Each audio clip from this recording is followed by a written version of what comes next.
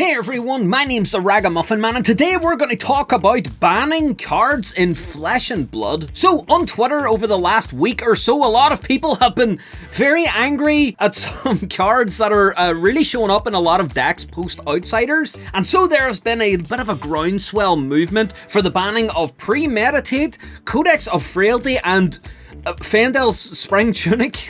Anyways, before we get into the video, please consider subscribing to this channel if you like trading card games, Flesh and Blood, all sorts of cardboard-based shenanigans on YouTube, then this is the channel for you. And also, if you enjoy talking cardboard in 140 characters or less, oh no, it's 280 characters now, isn't it?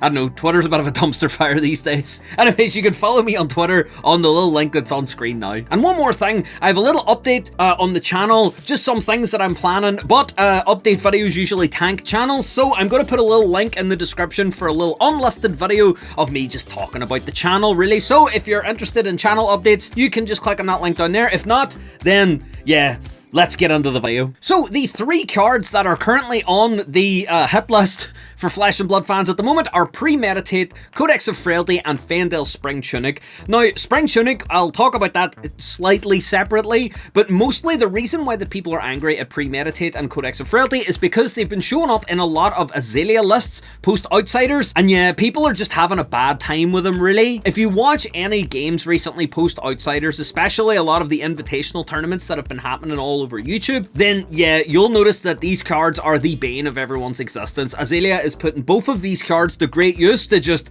create a bunch of tokens, do a bunch of damage, dominate everywhere. Yeah, it's just it's tough. So let's take a look at both cards. As I say, we're looking at Tunic slightly separately. Let's take a look at both cards and see whether or not they should be banned. So first off, Premeditate, its text reads, the next time an attack action card hits a hero this turn, create a ponder token. The next attack action card you play from Arsenal this turn gains +3. And yeah, this card is essentially made for Azalea. She's in the artwork, and yeah, it's a generic, which means everyone else is going to want to play it. Now, the downside here is that it's the first bit of text, the bit that says the next time an attack hits. This essentially just helps go wide heroes. Briar made a great use of Plunder Run in order to keep her turn going and get +3 in card draw, and Plunder Run ended up getting banned. So the idea was that Premeditate should be banned the same way, and I don't know if I agree. I mean, a ponder token isn't as strong as card draw. However, again, the idea of the next time an attack action card hits this turn obviously benefits characters who, you know, attack lots of times. If this is Bravo playing this card, it's just one attack. He's probably going to have to dominate it, do extra work to make sure it hits. But someone like Fi, for example, who hits you 1,000 times, is probably going to get one of those attacks through. Personally, I don't think the card should be banned. I think the same with Plunder Run. It should only apply to the next attack. It should get an errata to say the next attack you play from Arsenal gets +3, and if it hits, yada yada yada. But yeah, I think the design of the card is okay. I just think that it just benefits some heroes more than others, and yeah, it just feels bad to have a card give +3 and give your opponent a card draw as well.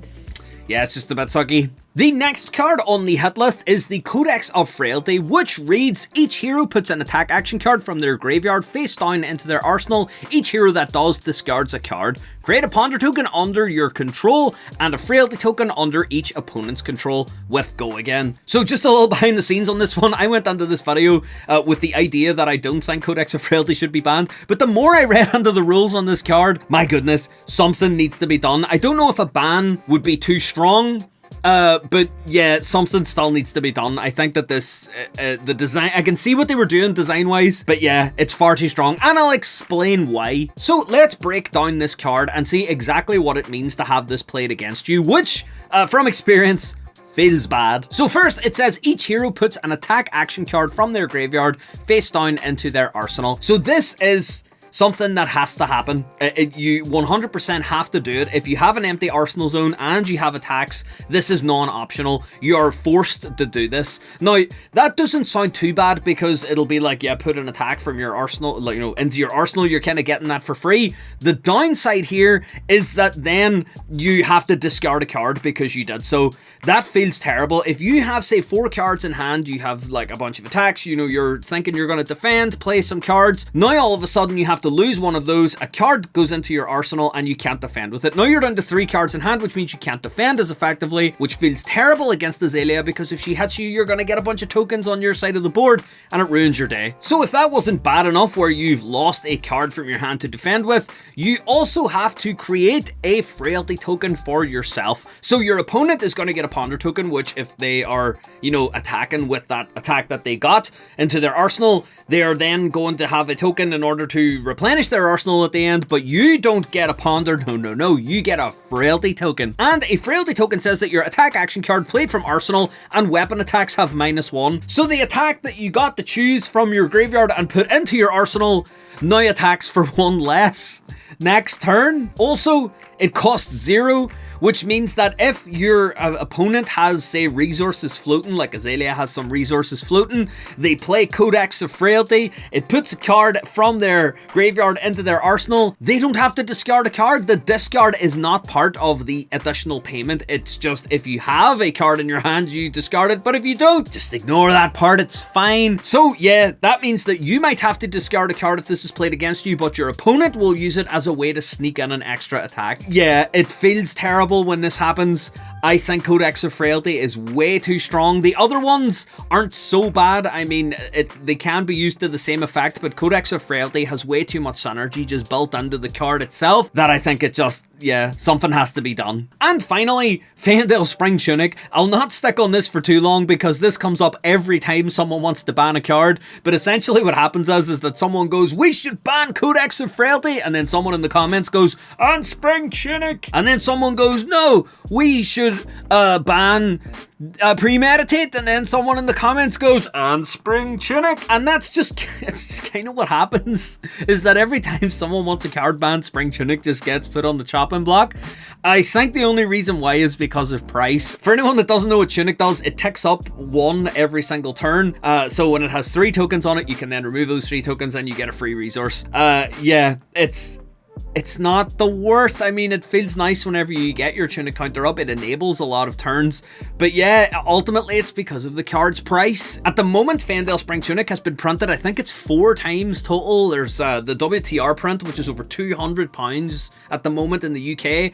Then you have the Crucible of War print, which is like £170. And then you have the white border one, which I think is like £140. And then you have the History Pack 1, which isn't actually that bad in terms of legendaries. If you don't mind having a Fyendal Spring Tunic that's not in English, and I mean, it still works the same way, it doesn't really matter, you can get yourself a Fyendal Spring Tunic for under £140. Compare that to your Crown of Providence at the moment, which is sitting at like 180, and other legendaries as well are up around that price. I don't think it's the worst in the world. I mean, yeah, they're probably going to have to constantly keep reprinting it because it's a generic, you know, piece of equipment that is key in most decks, and it is extremely powerful at enabling like big turns. But yeah, I don't think it should be banned. I think Fyendal Spring Tunic is completely fine. If you get yourself one, it's generic. It can work forever. It'll work in any deck, again, because it's generic. But yeah, I mean, the History Pack has done exactly what History Pack should do, and it's kept the price down at a moderate level. I mean, over £100 for a card is still pretty insane. There are some budget alternatives that kind of do the same thing, but yeah, I think Fyendal Spring Tunic is fine. So anyways, let me know what you think down below. Would you be angry if any of these cards were banned or not banned? Also, would you be angry if